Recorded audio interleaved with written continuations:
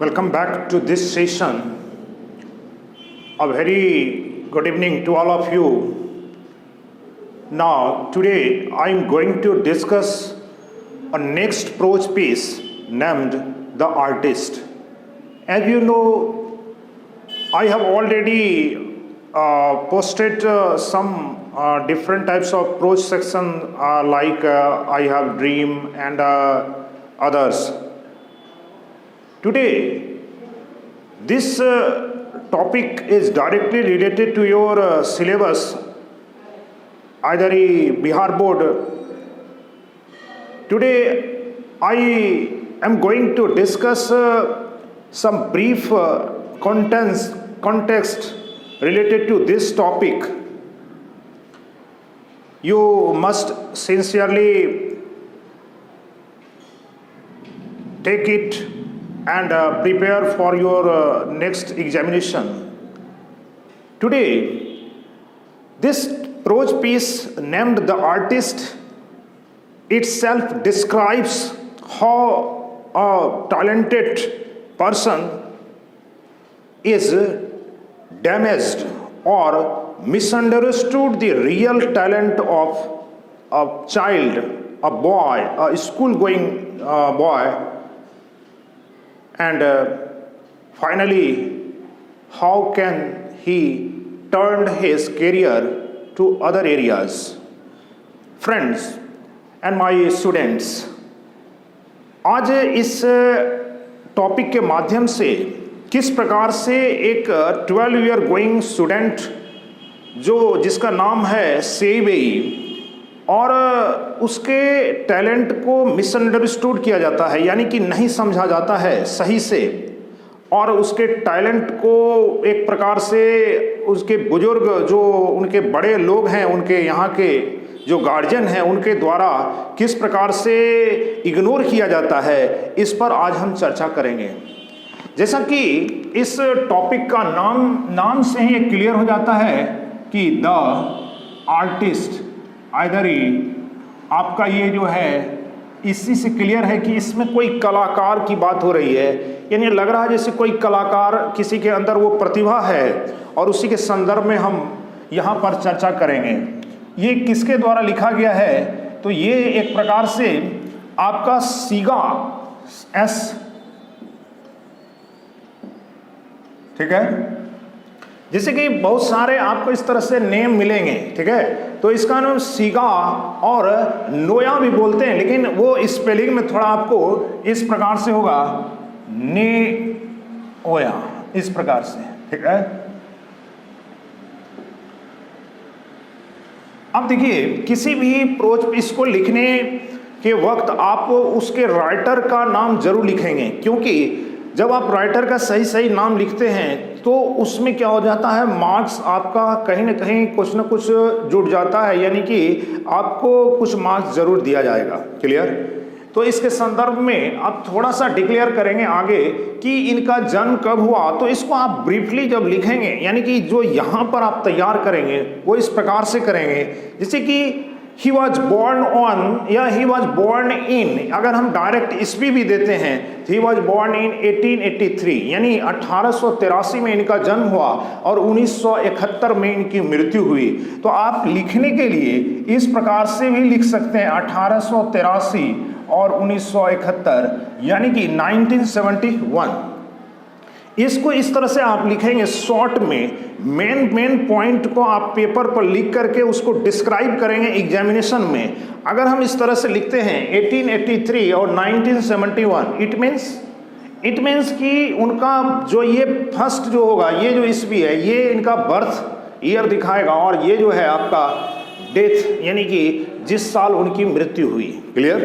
तो इस प्रकार से आप शॉर्ट करके लिखेंगे। पहले तो नेम के, यानी कि जो टॉपिक है, टॉपिक के बाद उसको किसने लिखा है उनका नाम, फिर उनका जो डेट ऑफ बर्थ, यानी जो ईस्वी है, और जो डेट ऑफ बर्थ और मृत्यु, यानी डेथ किस साल उनकी मृत्यु हुई।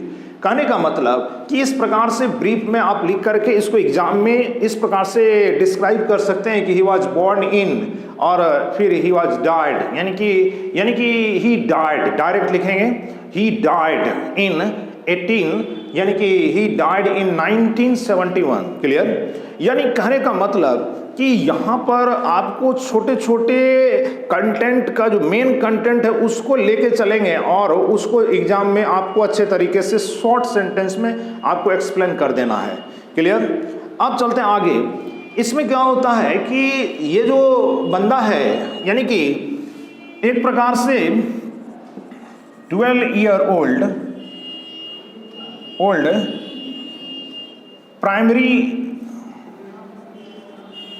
प्राइमरी स्कूल गोइंग है ना बॉय, यानी प्राथमिक स्कूल में जाने वाला बच्चा। प्राथमिक स्कूल किसको बोलते हैं? 1 to 5 जनरली। क्लियर? तो यानी कि एक प्रकार से ये 12 साल का एक लड़का है, इस तरह से आप लिखेंगे इसको, और वो प्राइमरी स्कूल जाने वाला लड़का है। कौन लड़का है? यानी कि बचपन में वो स्कूल में पढ़ता भी है, और कितने साल का है? तो 12 ईयर ओल्ड। इसको ईयर ही बोलेंगे, इस तरह से एडजेक्टिव कभी प्लूरल फॉर्म में नहीं लिखा जाता है, ध्यान रखेंगे। इस तरह से इसको मेन पॉइंट को लिखेंगे। अब इसमें होता क्या है कि ये जो इस बच्चे का नाम जो है वो उसको हम बोलते हैं इस तरह से सेई लिखते हैं, SEI और BEI, ठीक है। लेकिन इसको रियल प्रोनाउंसिएशन जो इसका करेंगे सेबे, यानी कि ये आई और ये आई को प्रोनाउंस नहीं करेंगे, डायरेक्ट बोलेंगे सेबे, यानी उसका नेम क्या है? सेबे। क्लियर? अब इसमें क्या होता है कि ये जो लड़का है ये यानी कि ही फॉन्ड ऑफ कलेक्टिंग गॉड्स, यानी कि वो कद्दू लौकी आप समझते होंगे, उसको ये एक प्रकार से कलेक्ट करने का इसको शौक था बचपन से ही, और जहाँ भी वो देखता था वो उसको कलेक्ट कर लेता था। कहने का मतलब उसको वो ले आता था, और उस पर अब वो करता क्या है? कहने का मतलब कि इस स्टोरी के माध्यम से पहली बात तो ये जो शॉर्ट स्टोरी, यानी कि अगर आपको आर्टिस्ट सिगा नोया के द्वारा ये नेम दे देंगे और इस पर थोड़ा सा उनका चर्चा भी कर देंगे, चर्चा ये कर देंगे कि he was a short story writer, और खास करके नॉवेलिस्ट भी थे, नॉवेल भी लिखते थे, कहने का मतलब। क्लियर? और उनको जो है ये जो है एक जापानीज शॉर्ट स्टोरी है, और इसमें उनको एक 1949 में जापान का एक प्राइज होता है, वो उनको जो है ऑर्डर ऑफ कल्चर, कहने का मतलब कि जापानीज गवर्नमेंट के द्वारा उनको ऑर्डर ऑफ कल्चर एक अवार्ड, एक प्रकार से पुरस्कार के रूप में, ये एक वहाँ का फिक्स अवार्ड है, ये उनको दिया गया था। कब दिया गया था? तो 1949 में, यानी कि इनको 1949 यानी 1949 में इनको order of culture Japanese government के द्वारा दिया गया था। क्लियर? अब देखिए यहाँ पर यह भी दिखाना है कि वो जो शॉर्ट स्टोरी राइटर थे किस, तो सदी अगर लिखना है तो इन 20th सेंचुरी, यानी 20वीं सदी।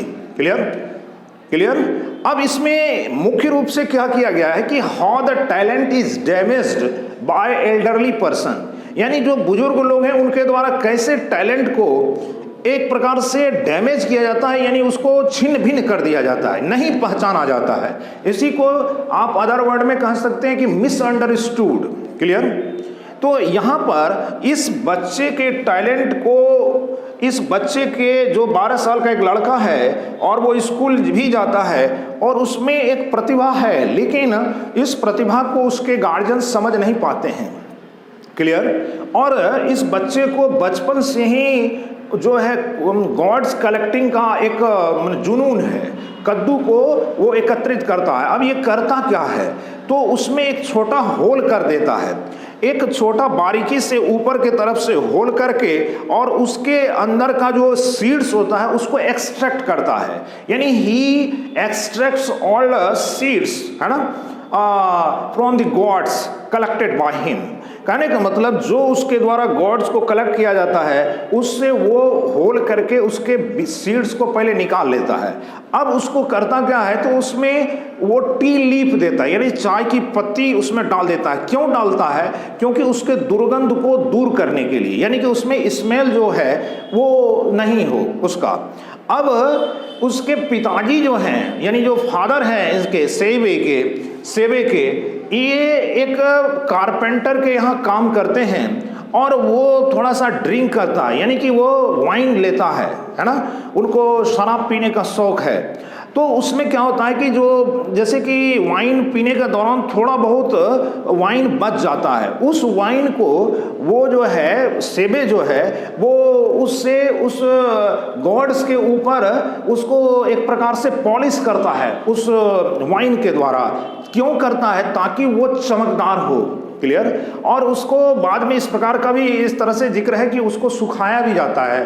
कहने का मतलब कि उस बच्चे के अंदर एक ऐसी प्रतिभा है कि जो यूनिक टाइप का है। इस प्रकार से जनरली ऐसा होता नहीं है, लेकिन उस बच्चे में इस प्रकार की प्रतिभा छिपी हुई है और वो उस चीज को, जो कहने का मतलब कि इतना जुनून उस पर इस चीज का सवार है कि एक दिन अपने एथिक्स क्लास में, यानी कि वो क्लास अटेंड करने के दौरान ही वो क्लास में लौकी को यानी गॉड्स को पॉलिश कर रहा था। एक प्रकार से उसमें वो लीन था।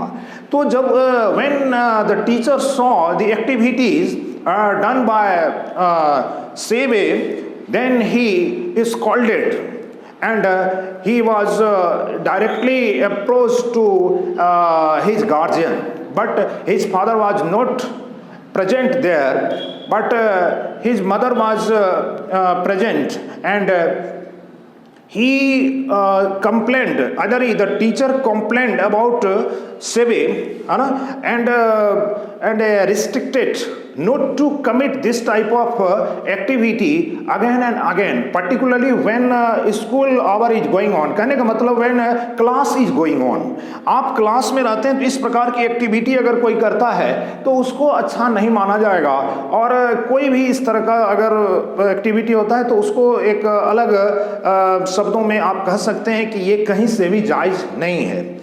तो जब सेबे को डांटा जाता है और उसके घर पर ले जाया जाता है तो उसकी माँ यानी मदर उस वक्त थी और उनको बताया जाता है कि आपका लड़का इस तरह का एक्टिविटी में पाया गया है जो कि कहीं से भी उचित नहीं है।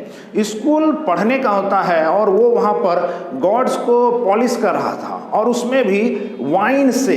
तो वाइन एक प्रकार का मादक पदार्थ है जो कि कहीं भी बच्चे से उसको दूर रखना है, और इस तरह की अगर एक्टिविटी आगे भी जारी रहती है तो ये कहीं ना कहीं इसके भविष्य के साथ अच्छा नहीं होगा।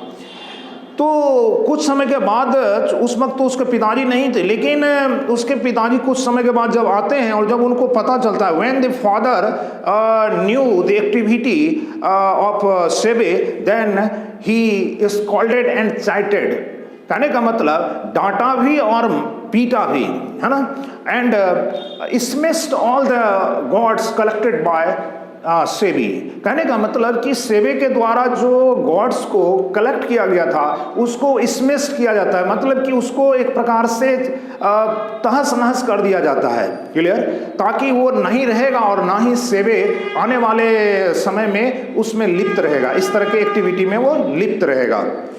अब इस तरह के अब आगे इस प्रकार से कहानी इस प्रकार से टर्न होता है, और आगे ये है कि वो लौकी पॉलिश करते हुए एथिक्स क्लास में यानी नीति शास्त्र बोलते हैं जिसको, उस क्लास में जो टीचर ने पकड़ा था उस गॉड्स को यानी कि उस कद्दू को वो एक अपने द्वारपाल, जो एक प्रकार से पोर्टर शब्द का प्रयोग यहाँ किया गया है, पोर्टर। क्लियर? इसको वो क्या करते हैं, दे देते हैं। यानी टीचर को उसका क्या काम, तो वो आदेशपाल को यानी प्यून को दे देते हैं। अब क्या करता है वो peon, after some time he sold, है ना, दैट वेरी गॉड्स, है ना, टू अ शॉपकीपर। कहने का मतलब कि जिस गॉड्स को सेबे ने 10 येन में खरीदा था यानी 10 येन, येन है जापानीज मुद्रा, क्लियर, ये जापानीज मुद्रा है जो इसको करेंसी आप बोल सकते हैं, 10 येन। अब जो इसको सेबी ने खरीदा था उसी को पोर्टर ने, यानी जो प्यून को मिला था टीचर के द्वारा, उसको वो 50 येन में बेच देता है। अब वो उसमें कुछ ऐसी बातें थी, भले वो बच्चे के द्वारा बनाया गया था, लेकिन कुछ ऐसी बातें थी कि शॉपकीपर जिसको बेचा गया था वो खुद, चूंकि एक आर्टिस्ट का वहां पर कलेक्शन लगा रहता था जहां पर कि वो उसने जाकर के उसको बेच दिया। अब that very shopkeeper also sold the god, clear, at 600 yen. अब देखिए यहां ये 10 येन, इसको अगर आप रुपया मान लेते हैं, मान लीजिए थोड़े समय के लिए, 10 येन में जो खरीदा था उसको पोर्टर ने बेच दिया एक शॉपकीपर को, कितने में, 50 येन में। और शॉपकीपर उसी येन को किसी दूसरे के पास कितने में बेच दिया, 600 येन में। अब बताइए, कहने का मतलब कि एक प्रकार से ये 10 के मल्टीपल में होता है, 550 येन है तो आप मल्टीप्लाई 10 कर सकते हैं, और इसी प्रकार से 600 येन है तो मल्टीप्लाई बाय 10 करेंगे तो 6000 येन यानी रुपये में वो कन्वर्ट हो जाएगा, कहने का मतलब। तो इस प्रकार से प्रतिभा क्या होती है कि उसने जो कुछ बनाया है उसका आप देखिए कि किस प्रकार से 10 रुपये का, और ये एक प्रकार से 6000, कहने का मतलब कि रुपये में अगर हम बोलते हैं तो नहीं, तो 10 येन को सीधे 600 येन में किस प्रकार से इसको सोल्ड किया जाता है। कहने का मतलब कि उसके अंदर वैसी प्रतिभा थी, वो fond of, he was fond, very fond of, है ना, टू कलेक्ट गॉड्स, है ना। वो जहाँ भी जाता था तो वो जैसे ही गॉड्स को देखता था, अर्थात कद्दू का जो भी दुकान जहाँ पर बिक रहा होता है उस जगह से वो ले आता था। और शाम के समय में जैसे कि बहुत सारे स्टूडेंट्स खेलने में व्यस्त रहते हैं, वो खेलता नहीं था, और वो एक घर के कोने में बैठकर उसको उसी पॉलिश करने में और उसको संवारने में वो लगा रहता था। इसके यानी his father didn't like that very activity, कहने का मतलब कि उसके पिताजी उस एक्टिविटी, उसके कार्यों से बिल्कुल खुश नहीं थे, ठीक है। और इस प्रकार से उनके इस प्रतिभा को नज़रअंदाज किया जाता है, और he was turn on other direction and उसको एक पिक्चर मेकिंग के रूप में, यानी कि तस्वीर बनाने वाले के रूप में उनको उस लाइन में टर्न किया जाता है, और वो पिक्चर बनाने लगता है, यानी तस्वीर बनाने लगता है। और कहने का मतलब कि उसको कोई शिकायत नहीं अपने पिताजी से कि मुझे अपने मेरे पिताजी ने इस तरह से मेरे शौक से खिलवाड़ किया या उसको नहीं बनने दिया, और इस प्रकार से उनकी प्रतिभा वहीं पर थम जाती है और वो एक अलग रूप में फिर काम स्टार्ट कर देता है। कहने का मतलब कि इस पूरे स्टोरी में अगर देखा जाए तो इस बच्चे के नेम, वो कितने साल का है, वो प्राइमरी स्कूल गोइंग है, उसका जो शौक है, शौक क्या है, तो कलेक्टिंग गॉड्स। इसमें कलेक्टिंग गॉड्स आप जो है, यानी कि इसका मतलब मीनिंग हुआ कि आप कद्दू को यानी लौकी को एकत्रित करना, इकट्ठा करना, और उसके बाद उसमें वो क्या करता था, तो स्टेप बाइज लिखना है कि पहले कलेक्ट करता था, कलेक्शन के बाद एक नीटली होल कर देता था और एक्सट्रैक्ट द ऑल सीड्स, है ना, उसके बाद उसमें सारे बीज को निकाल लेता था, और उसके दुर्गंध को दूर करने के लिए उसमें टी लीफ डाला जाता था, चाय की पत्ती, और फिर उसको उसके पिताजी चूंकि वाइन पीते थे तो जो कुछ बच जाता था बोतल में उससे उसको पॉलिश करता था, क्लियर। तो इस प्रकार से वो इसको एक अलग रूप में देना चाहता था ताकि लोगों तक वो पहुँचे और लोग उसके इस प्रतिभा का एक प्रकार से बड़ाई करे, प्रेज करे। तो इस पूरे आर्टिस्ट की इस एक शॉर्ट स्टोरी के माध्यम से जो सिगा नोया जिसके राइटर हैं, ये बताने का प्रयास किए हैं इसमें कि किस प्रकार से, यानी कि everybody has a unique quality. कहने का मतलब कह सकते हैं कि स्पेसिफिक क्वालिटी, प्रत्येक व्यक्ति के अंदर एक प्रतिभा छुपी होती है। यहाँ ज़रूरत है कि उस प्रतिभा को समझने की। any guardian must understand the actual talent of any child। कहने का मतलब किसी भी बच्चे के अंदर जो प्रतिभा है उसको पहचानना बहुत ज़रूरी है। अदरवाइज अभी वर्तमान समाज में उसको किसी अदर डायरेक्शन में कई बार दूसरे के देखने के चलते उसको टर्न किया जाता है कि वो ये चीज़ लिया है तुम भी वही करो। इससे क्या होता है कि उसके अंदर जो रियल जो टैलेंट है वो निखर नहीं पाता है और वो एक अलग डायरेक्शन में जाकर के उसका जो लाइफ है वो बर्बाद हो जाता है। तो कहने का अर्थ कि इसको निश्चित रूप से सही समय पर जज किया जाना चाहिए और जो जिस प्रतिभा का है, जिसके अंदर जिस प्रकार की प्रतिभा छुपी हुई है उसको उसी डायरेक्शन में मोड़ना चाहिए, यानी उसी डायरेक्शन में उसको आगे बढ़ने के लिए प्रेरित करना चाहिए। तो कहने का मतलब कि इस आर्टिस्ट एक कहने का मतलब कैसे इंस्पायरेटिव स्टोरी कह सकते हैं, शॉर्ट स्टोरी, जो कि प्रत्येक इन जनरल लाइफ में भी इस प्रकार का देखा जाता है। तो आप करेंगे क्या कि इसमें जो मेन पॉइंट्स है इसको आप समझेंगे और उसको ब्रीफली नोट्स एक तरह से बनाते हुए और एग्जाम में उसी को आप ट्रांसलेट कर देंगे। तो मैं समझता हूँ कि आज जो कुछ भी हमने मेन पॉइंट्स यहाँ पर रखा है आप इसको देखेंगे और नेक्स्ट फिर आगे इस पे इसके अदर जो पार्ट हैं उस पर भी हम डिस्कस करेंगे और ख़ास करके आपका ऑब्जेक्टिव वाला पार्ट भी प्रत्येक चैप्टर से रहेगा। तो आप उसके प्रत्येक पार्ट को सही से पढ़ेंगे, खास करके उन इस प्रकार से मैचिंग में आपका जो है इस प्रकार से आता है कि राइटर का नाम क्या है। मान लीजिए आपको दिया जाएगा the writers is written by, clear, तो आपको वहाँ पर इस तरह का लिखा रहेगा, उनका जन्म, उनकी मृत्यु, इस तरह से आपको रखना होगा। कितने साल का था वो बच्चा, स्कूल जाता था, उसका नाम क्या था, इस प्रकार से कितने रुपये में खरीदा और लास्टली कितने में। तो मेन कंटेंट को आपको ध्यान रखना है। तो मैं समझता हूँ कि आप इस प्रकार से प्रिपरेशन करेंगे, है ना। तो आज के लिए इतना ही। Thank you very much.